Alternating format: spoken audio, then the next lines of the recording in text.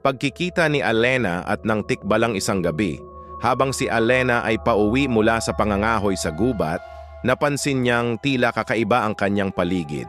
Hindi na niya makita ang daan pabalik sa kanilang bahay. Sa kanyang paglalakad, narinig niya ang isang malalim, ngunit magiliw na tinig na tinatawag ang kanyang pangalan.